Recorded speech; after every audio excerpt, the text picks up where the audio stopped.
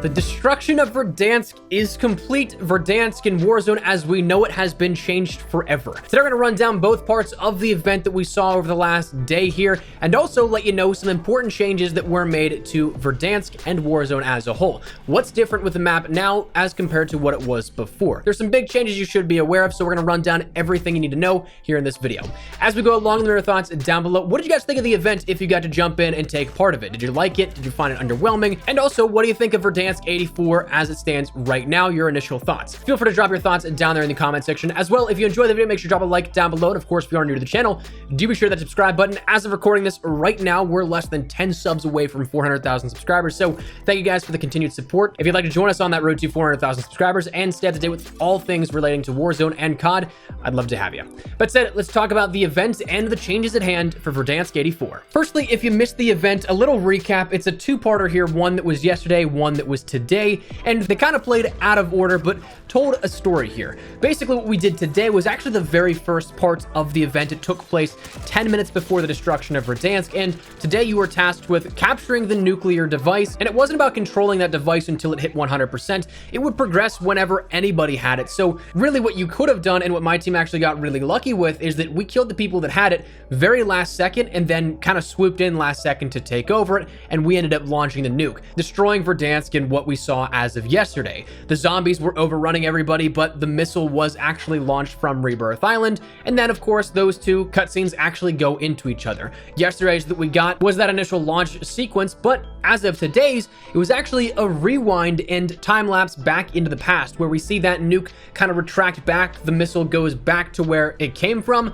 but we end up also seeing the flashback from space all the way back to 1984, to which that's where we actually end up seeing the significance of the red doors again, and we drop right into Verdansk 84. As of right now, the update itself should be out there now. The event is finished and the map should be playable for everybody at this point. But talking about changes here, let's start out with some general things that you'll see within Verdansk 84. Firstly, well, it's set in spring instead of the fall and winter as we saw with the first version of Verdansk. This offers a little bit more vibrance, I think, in terms of the colors used, which, having jumped in now firsthand, I'm definitely happy with, because I actually ended up seeing a little bit of gameplay here out of a briefing that Call of Duty put on for myself and a bunch of other COD creators here in the YouTube community. And the footage they showcased was kind of like Rebirth Island before the nighttime variation here of it, where it had that sort of sunset red orange hue and tint to the gameplay. And I wasn't a huge fan of that. I was a little worried that that would be the overall feel of it, but jumping in firsthand, it doesn't seem to be like that. It seems to be a bit more breathable in terms of the visuals, and I definitely like how it turned out. When you actually get into game, there is a new infill sequence here in which you end up coming out of a helicopter this time around, not a C-130, so it's a little different infill animation. When you jump out of the helicopter, you end up initially landing. You end up having a new starting pistol as well, that being the 1911, not the X16. The 1911 comes around with 8 rounds per magazine and 30 in reserve. Admittedly, it's not my favorite pistol that we have here out of both Modern Warfare and Cold War, so this will take a little getting used to, but also you'll see the ground loot to follow is also in accordance with the gameplay change that was made with Season 3's update, in which legendaries are the only things that are blueprints, and ground loot is exclusively Cold War weaponry. But that's not solely because of this map change, that's just kind of in accordance with it. When it comes to the map itself, I think a fair way to describe it is how we've described it in the past few weeks at this point: a restructure and a thematic changeover. Obviously, the setting is in line with Cold War storyline back in the 80s, but when it comes to either a brand new map or just a sole reskin, I think it's kind of right in the middle here with this. And while you may disagree immediately, that's totally fine, but I say that because there are over a dozen new or completely reworked areas that make up a large chunk of the map, while other items still may have that familiar feel to you as a player who's jumped into Verdansk over the course of the last year. So for that reason, I'd say a restructure is a fair assessment. It's not a complete reskin of buildings in an 80s theme, and it's not, of course, a brand new map entirely. But as for that map, what are the areas that are new, changed, and anything in between? When we talk about new points of interest here, the biggest one is firstly going to be that of Agora Summit, which replaces the dam location up in the northwestern playable area of the map. This taking Summit from Black Ops 1 and directly adding it into that uppermost area of play. And this one actually extends the boundaries that we had previously in the map, as with a couple other locations that we'll see throughout this showcase. But Summit is an interesting one because not only is it a lot more built up in terms of the buildings and area that you can play around with up here, but there's a lot of different open areas that you can flank players. You can end up having various entry points, but at the same time, there are a lot of power positions that are still very hard to break. If you follow the channel at all, you know I'm not a huge fan of one-way angles. There are a couple of them here with this, but they're not as bad as things like, say, ATC are. One cool part and feature about this is that there are working gondolas here that you can end up going across from building to building. Very similar again to what we saw with Summit back in Black Ops 1 and all the other iterations that we've seen in the past, but this time working and having some functional use to them. But the entire complex is comprised of multiple different buildings, various different levels in terms of elevation, multiple access points, a road and functional way to get up and down it where the dam was previously, and that frozen lake. So quite a bit of different variants in this area of play as opposed to where it was before the update. Another big addition in terms of locale here for Warzone is that of the airplane factory. This being a much more built up and new area between the likes of Super, hangars, as well as block. So where it was kind of just that oil drum and slightly built up compound beforehand with a lot of open field and open space there, this is now much more built out with a lot more elevation, a lot more buildings to loot, a lot more locations for gunfights to take place, and it may be something that this could be a new hot drop location, given that it is so central to basically everything in the map, very similar to how Superstore is. Up above TV station, we end up seeing one of the new key features here in accordance with the Cold War setting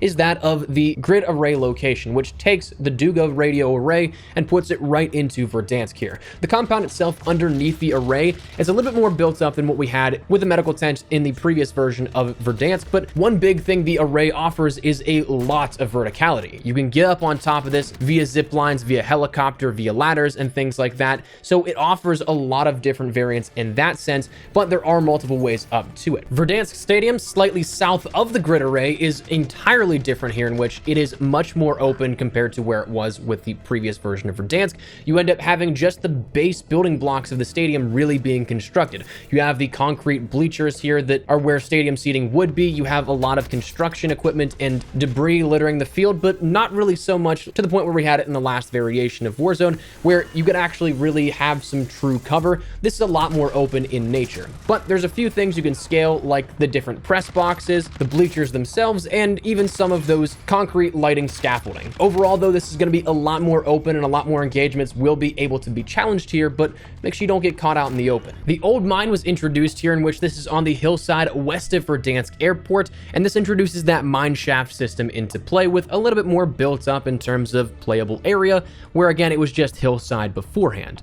Quarry has now changed to salt mines, in which this now repurposes karst in the entire area as the salt mines, trying to change the level of play a little bit. They did mention that that pit in the very back of Quarry was kind of like a death pit. The elevation was very drastically different compared to everywhere else around it, so they leveled that off a little bit and made it more so thematically changed to be a salt mine with some different buildings and things like that. So you may notice some difference there. And then out by Lumber, there was the introduction of Standoff, as they put it. So again, built up in a different variation here and a little bit of a change in that setting, but another change no less. Drastically changed locations include the likes of Superstore. Not only thematically does it look much different, it is much more reminiscent of that Soviet concrete architecture, but they also changed the lighting here in this as well. They added different barriers and structures inside to make it not so much run down, and also change some of the routes of play.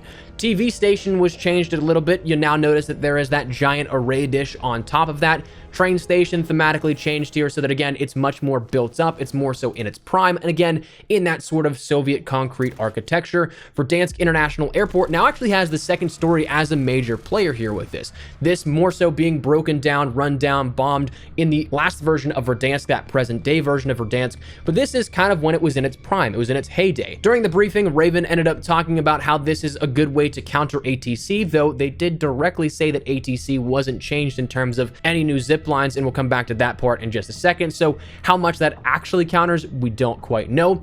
Downtown is changed quite a bit here, in which there's a lot of buildings under construction, the most notable being that glass skyscraper. That's not complete. There's scaffolding up there, and to me it kind of reminds me a little bit of construction from Blackout, where you have a lot of that building really kind of walled off. It's not playable, but the areas that are playable do have some different dynamic to the playstyle, where you can shoot down below the floor, up through the ceiling, whatever level you're on here with that, but it opens up a lot more area for combat in those upper levels. There also is a crane right next to it, which I'm curious if you can scale, because that would be really interesting to see here with that one. But the circus near Promenade is more built up, and Promenade itself actually has a few buildings under construction that offer a different dynamic to gunfights and approaches. The footage that was sent over after this brief here that you're seeing in the background is some stuff that showcases some new zipline locations. Again, ATC though still untouched in that regard, but in other buildings where you may not necessarily have had that beforehand, it does open up a different dynamic to gunfights, allows you to challenge different engagements and all things like that. So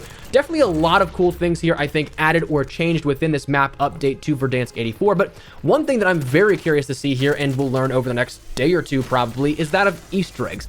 As of recording this, I haven't had any personal hands-on time with this. NA creators got a briefing as to the coming content a few days ago, but we didn't get any actual playtime to record this time around. I think some EU creators had some time since I saw some leaks of the gameplay itself, but I genuinely don't know about that one. But when it comes to the topic of Easter eggs, I am incredibly excited to start hunting for what secrets this new version of Verdansk may have.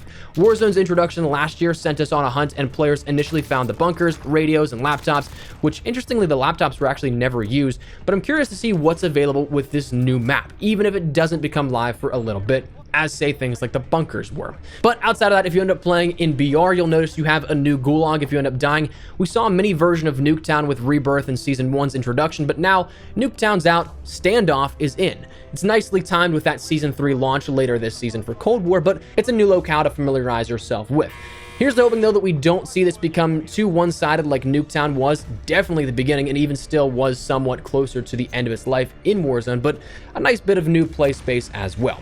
There are new buyables here that you'll maybe notice in the buy stations as well. Seen in a trailer that we saw was the EMP drones, so that could be added in here with this as well. And then one thing also to close out mentioning is that of the note that Resurgence is coming to Verdansk as well. Raven ended up mentioning that this is something that players liked so much within Rebirth that they're going to be doing it in this sort of mini BR fashion, where it's a less player count, yes, and a smaller zone initially, but you'll be able to have that ability to come back based off of your team's performance or just a time allotted here with that. So that'll be a cool limited time mode probably to see come to Verdansk, but that is some changes that we saw with this update to Verdansk 84. That said, that's where we're going to wrap it up. I'd love to get your thoughts and feedback down in the comment section down below. What do you guys think of Verdansk 84 so far? You looking forward to jumping on, playing it? Maybe not necessarily too excited, whatever it is, feel free to let me know your thoughts. But hopefully you enjoyed the video. If you did, make sure to drop a like down below. And of course, if you are new to the channel, make sure you guys subscribe so you don't miss a single thing regarding all things Warzone, especially as we gear up here for the full launch of this map and everything that we have up on deck to follow. There's a lot, so make sure you guys stick around here so you don't miss a single thing. And if you guys also want to follow me over on Twitter and Instagram, those are the best places to get camera outside of YouTube. Probably live on both those. If you guys want to strike up a conversation, ask me a question, whatever it may be, link is down there in the description below. That said, thanks so much for watching. Mine has been Espresso. I'll see you guys later. Take care and peace.